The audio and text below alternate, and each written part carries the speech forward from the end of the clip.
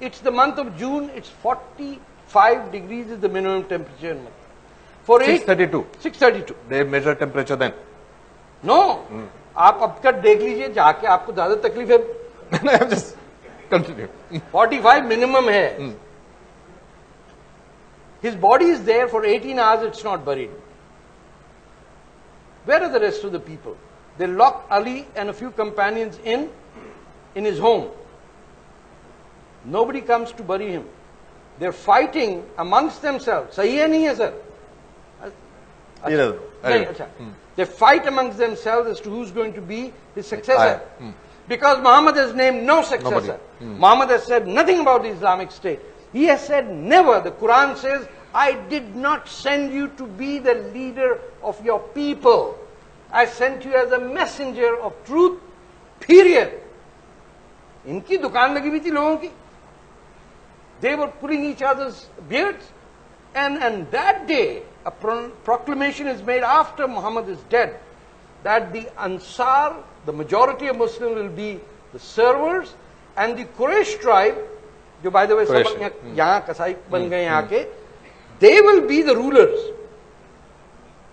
The 2% of the Muslims of Arabia were declared as the de facto rulers. So today, how many of you know that Iran's supreme leader cannot be an Iranian? He has to be an Arab.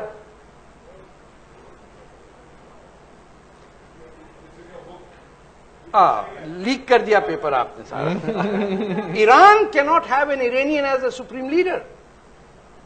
He has to be an Arab. He has to wear a black topi, which signifies that he is from the Quraysh. Now you imagine that the Prophet is dead. They've created a new term, Khalifatul Rasul. Okay, the representative of the Caliph. The Prophet didn't know anything about this. Abu Bakr becomes that. Look at the first law he passes. He says, the children of the Prophet shall not inherit anything, but their wives will. Now, how convenient is that the Prophet's wife is this guy's daughter, and the Prophet's daughter loses everything and lives in poverty forever. So Fatima loses everything, and Aisha gets everything. Right? 2 years later, within 2 years elapse, there's a rebellion that we don't recognize you. The companions of the Prophet are killed because it is called everyone who disobeys him as an apostate. जो ये फतवा लगाते हैं ना Rushdie type का. Thousands died in 2 years. The first war of apostasy is within days of the Prophet dead. So when Amir Khan says, anybody who carries the Quran in a sword in his hand is not Muslim. भाई आमिर मेरी किताब पढ़ ले भैया खुदा के वास्ते. You're a good actor. Let's forget. अच्छा, this is a serious topic. So this is here. Next guy, Umar. He gets murdered by a Muslim, Iranian. Why? Our fine friend Umar says in Medina, only Arabs can live. Muslim or non-Muslim. These Hindi, Iranian, the Kachra party, Kala wala, Neela Pila, outside the town limits. Apartheid is set now. The Iranian comes and kills him. Third guy, Usman, he brings in his non-Muslim relatives that were expelled from Arabia by the Prophet, puts him there. Starts sitting in the mosque at the highest ladder. You might have noticed in non-Arab, non-Indian mosques, there is a huge stair. The Imam has such an inferiority complex. He climbs 70, ऊपर बैठता है जाके और टोपी पहन के. He becomes Khalifut Allah. He becomes the representative of God. He gets murdered in his home. Fourth guy, Ali. By now the people have run away from Arabia. Now they are living in Damascus. Cool. Iranian women, Greek women as their wives. The Umayyads all had non-Arab wives, most of them. Who gets killed over there? Ali, while praying by fellow Muslims. In the mosque, Hassan gets knifed in the battle between the fifth caliph, the son of the enemy of Prophet Muhammad, Abu Sufyan's son, becomes the founder of the Umayyad dynasty. And what does he do to fight the closest companion, Muhammad? He puts pages of the Quran on their spears and lances and stops the war. Because he says anybody who destroys this book is fighting against God. He wins the war. And then Hussein is murdered. And then his children are murdered. All by Muslims. There's no America yet. There's no Israel. And there's no Hindutva. There's no Professor Swami. There's no BJP. There's no BJP. There's no BJP. कुछ हुआ ही नहीं अभी. अभी शुरू हो गई ये काम अपना करने. So anyone who thinks... No, we're coming to the Sharia law. The timeline. Sharia, yes. Everything is now closed. Now Islam is in the hands of the people who were non-Muslim. Umayyads. These guys start writing Islamic law. And Sharia law... if I understood you correctly, they start writing law and calling it Islamic. Yeah. No. Laws of convenience. Sharia means the path. The path. So they start documenting how to govern, what are taxes, inheritance. Monarchy comes into Islam. There's no concept of monarchy in Islam, but the dynasty comes in. 100 years later, the laws are set. The next group comes from Iran, Khurasan, and takes the entire Umayyad dynasty in Damascus, slaughters them, and while they're bleeding to death, have a ceremonial dinner. 750, they lived happily ever after. One guy escapes from there and sets up his caliphate in Spain, Abdurrahman III. When these guys come, they change the capital, Damascus. They build a new capital in Baghdad. They then say this law is there, but how do we know it is right? So they create citations. Many of you must have done. You need to check it. I can't say about. So for the citation document has to predate the document you're writing. No, they backdate it that the hadith starts getting written on the basis of which their previous law was there. So now these guys sit down to write the hadith, which is the sayings of Prophet Muhammad. Already 150 years have passed. For the next 100 years, they start collecting these quotations of Prophet Muhammad. They compile them, put those citations into the original document, that becomes hadith and Sharia.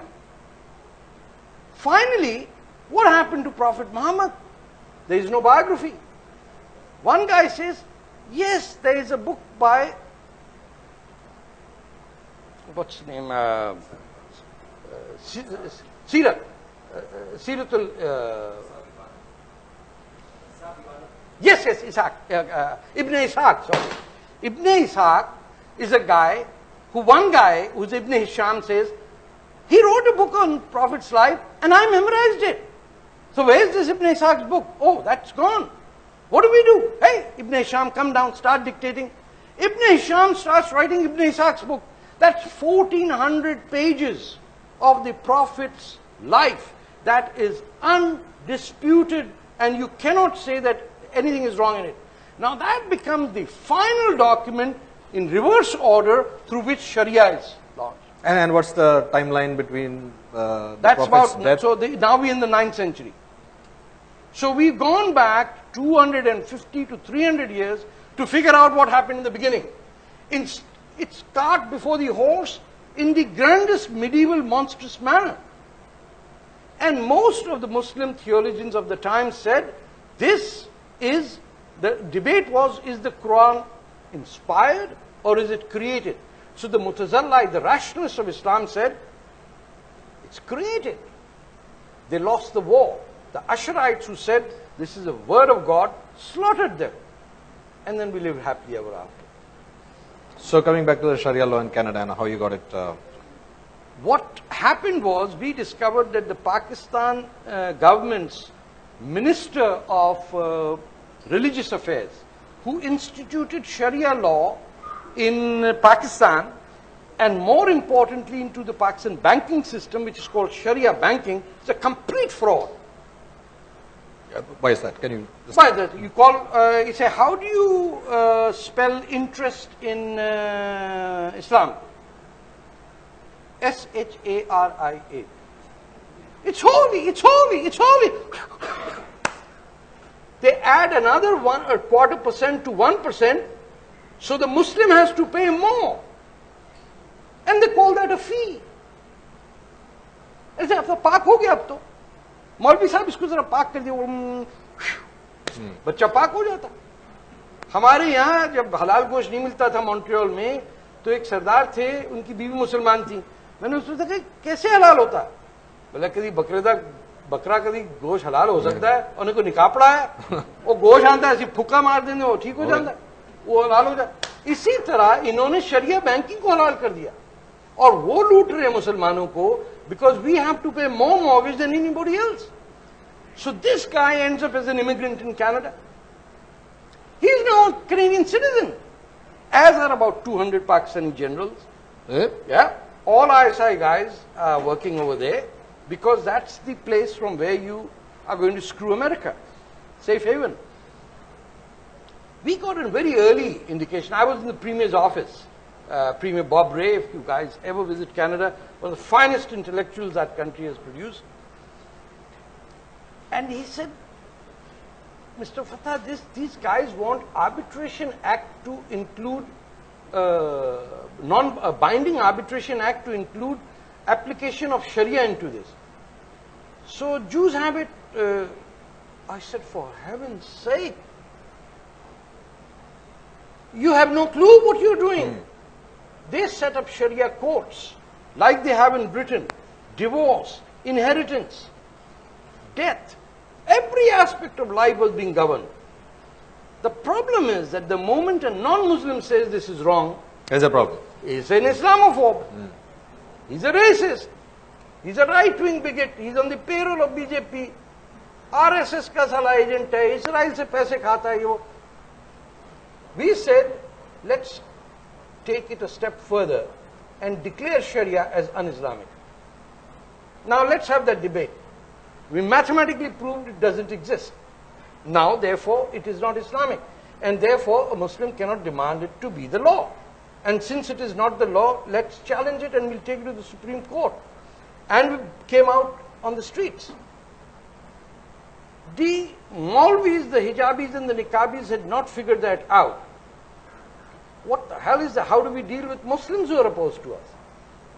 So unlike India, where all the secular Muslims think that drinking whiskey is to be secular, we thought that instead of wasting money on whiskey, banners that said separation between state and religion is the core of nation, liberal, natural democracy. We will not allow any religion to determine laws in this country.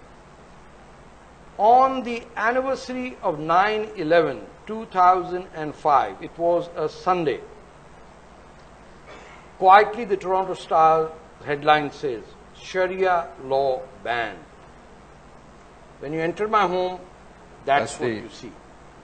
If I've ever done anything in my life other than having had the contribution to change Aurangzeb Road's name, that's what I did.